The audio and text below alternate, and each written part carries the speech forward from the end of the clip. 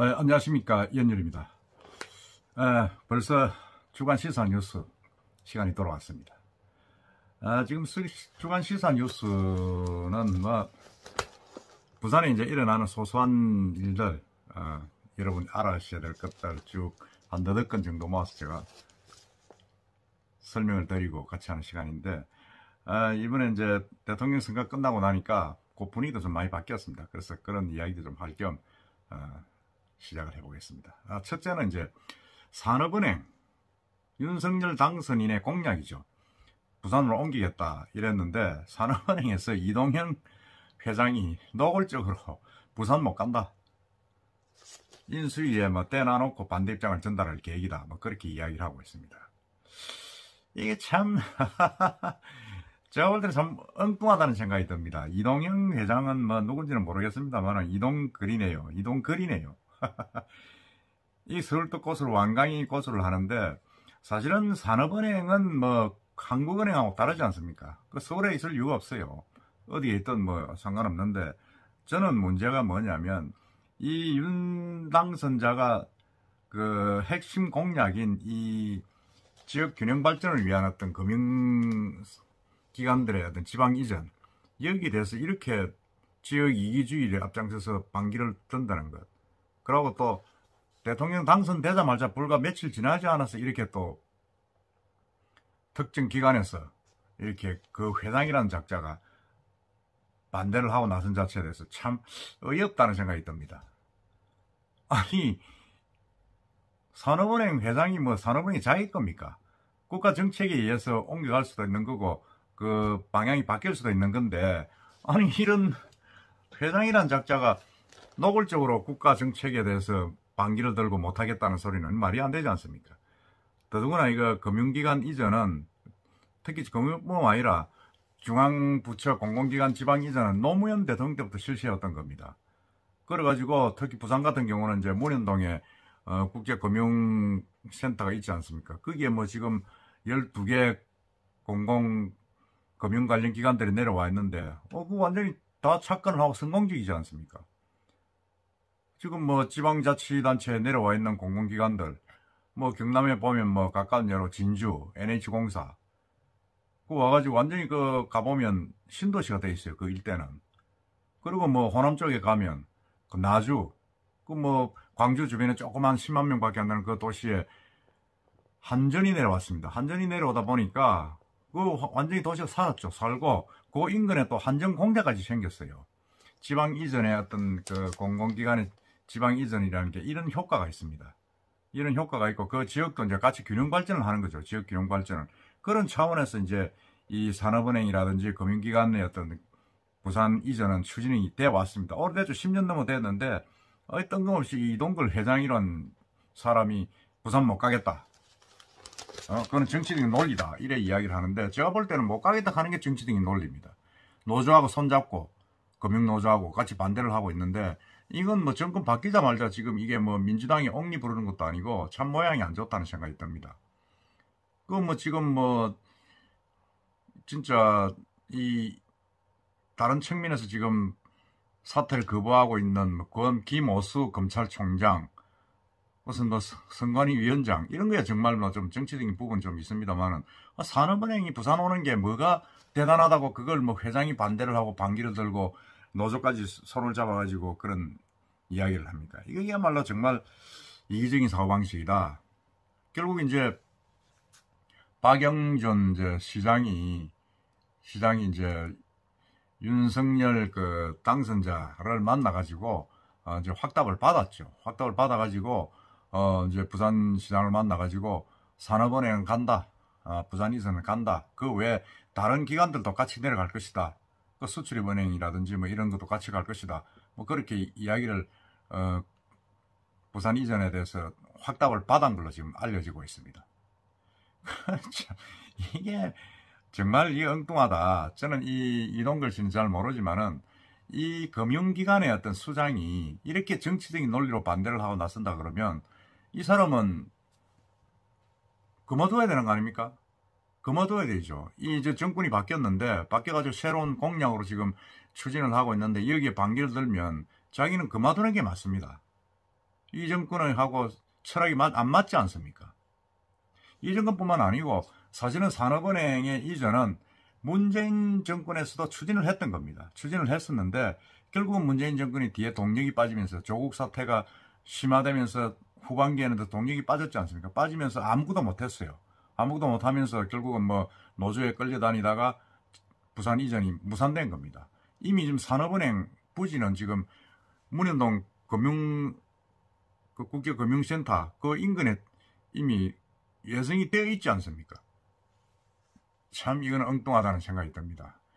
이 차제에 이렇게 나온 김에 이 부산 지역으로 뭐 여러 기관들이 저는 왔으면 좋겠다 싶습니다. 이걸 질끈질끈 올 게 아니고 뭐 완전히 그냥 한번 이야기했던 수출입은행, 그 다음에 기업은행 뭐 이런 것도 또 전부 다 이제 서한국은행 빼고 다 부산 내려와가지고 지금 뭐 거기에 BIFC 1, BIFC 2, BIFC 3 건물이 지금 다 계획되고 올라가고 있지 않습니까? 거기에 다 모아가지고 그야말로 부산을 명실상부한 국제금융의 중심지로 만들 필요가 있다. 그래 해야 이게 전체적인 국가의 균형 발전에도 기여를 한다는 생각이 듭니다. 참 이동걸 산업은행 회장 정말 이 앞뒤 분간이 없다는 생각이 듭니다. 설사 뭐 자기가 반대하더라도 이렇게 정권 대통령 선거 끝나고 나서 바로 자기가 앞장서서 반대할 이유가 없지 않습니까? 정말 이거는 너무 정치적인 인사다. 빨리 그만두는 게 낫다. 그리고 산업은행은 빨리 옮기는 게 답이다. 그런 생각이 듭니다. 그 다음에 두 번째는 이제 부산 지역에서 1995년부터 있었던 르노 삼성 자동차. 이 르노 삼성 자동차는 저도 르노 삼성차를 몰았습니다만 우리 부산하고는 정말 참 안타까운 회사죠. 삼성그룹에서 처음으로 자동차를 만들었는데 김대중 대통령이 당선되면서 이것도 뭐 지역적으로 뭔가 이게 구조조정을 한다 해가지고 차는 대구에 있는 대우차로 몰고 뭐 이렇게 해가지고 부산은 또 뭐 조선 쪽으로 몰고 이래가지고 결국 반강제적으로 르노 삼성차를 포기하게 만들었습니다. 포기하면서 이제 매각을 해가지고 르노로 넘어갔습니다. 르노로 넘어갔는데 그게 지금 20년이 넘었죠.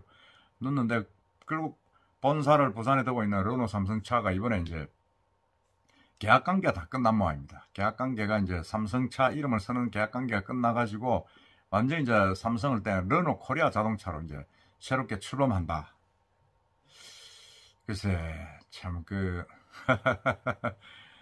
참 아쉽기도 하지만은 르노 자동차가 지금 이제 상당히 친환경으로 가면서 지금 뭐 완전히 뭐라 그럽니까 X3 자동차가 부산에서 만드는 건데 대박이 나가지고 수익도 좋고 정상궤도에 올라왔다고 합니다. 그래가지고 삼성카드에서 보유하고 있는 르노 삼성 지분 19.9%를 이제 곧 매각하겠다 지금 이렇게 나오고 있습니다. 이건 뭐 상당히 좀 제가 볼 때는 시원섭섭한 그런 부분입니다. 지금 르노 코리아 자동차 이제 이래 되겠죠. 이래 되는데 내수 시장에서 친환경 자동차를 중심으로 라인업을 강화하고 있는데 이 지금 실적이 르노 코리아가 지난해 XM3 유럽 수출 호조로 부산 지역 자동차 수출을 3,361% 그러니까 이게 330배로 끌어올렸다는 거죠. 특히 르노 삼성은 이게 뭐 노사분묘가 나가지고 거의 수년 동안 뭐 골치 아팠던 회사였는데 지금 이게 이제 상당히 좀 부산 지역의 어떤 효자업체로 지금 자라고 있습니다.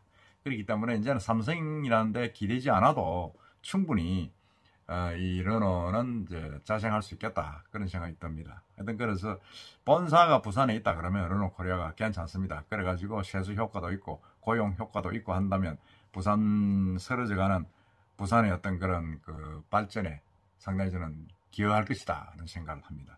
하여튼 르노 자동차 계속 발전하셔가지고 부산 발전에 기여해 주시기 바랍니다. 그 다음에 소식은 이제 아르피나, 해운대에 있는 아르피나 소식입니다.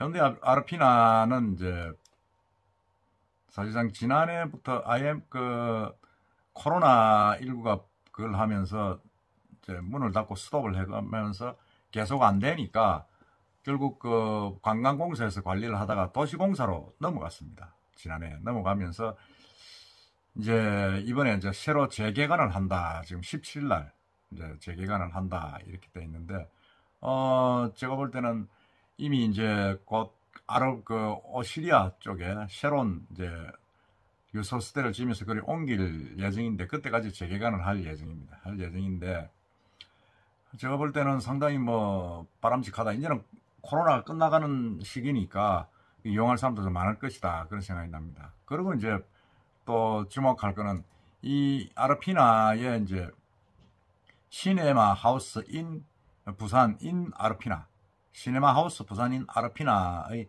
개소식을 열었다고 합니다. 그게 이제 부산 지역에 이제 영화 촬영을 많이 하지 않습니까? 많이 하는데 거기에 이제 찾는 제작사 촬영팀을 위한 영화인 전용 숙소를 만들겠다.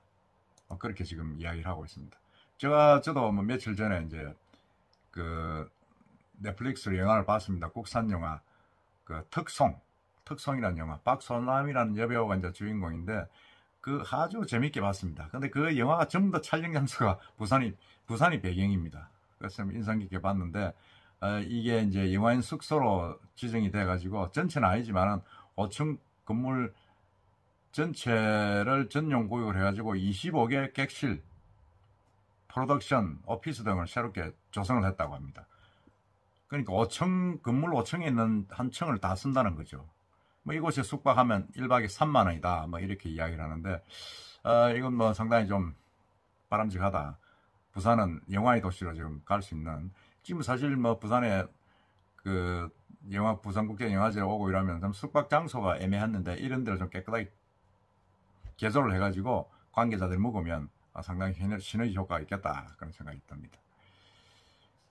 그리고 이제 부산에서 이제 또 한 가지 우리가 좀 알아놔야 될 게 지금 천마산 터널이 이제 개통이 되었습니다. 천마 터널이라고 하죠. 천마 터널을 개통을 했는데 그게 이제 부산에는 이게 뭐 지금 7개 가까이 이제 유료 터널이 있습니다. 전국에서 제일 많죠. 제일 많은데 이걸 뭐 사실은 전부 다 돈을 1,500원, 1,000원에서 1,500원 내지 내면서 이제 달려가야 됩니다. 달려가야 되는데 이거를 지금은 뭐 사실은 부산에서도 막 엄청난 부담을 갖고 있는 그런 부분들인데 이제 이게 많이 이제 그 조금 융통성 있게 정책이 바뀌어 가지고 한 군데를 통과를 하면 한 군데는 다시 이제 요금을 까주는 그런 겁니다. 예를 들어서 지금 부산항대교를 달리면 거기에 있는 그 천마산 터널로 넘어가면 부산항대교에서 1,500원을 주면 거기에서 다시 이제 200원을 까주는 거 할인해 주는 거죠. 할인해주고 나면 이제 그 뒤에 다시 또 뭐 연결되는 도로에서 다시 할인하는 그런 방식인데 지금은 이제 시범 케이스로 이제 부산항대교 영도로 넘어가는 거죠. 용호동에서. 그리고 거기하고 이제 천마 터널 그리고 구평동 쪽으로 가는 겁니다.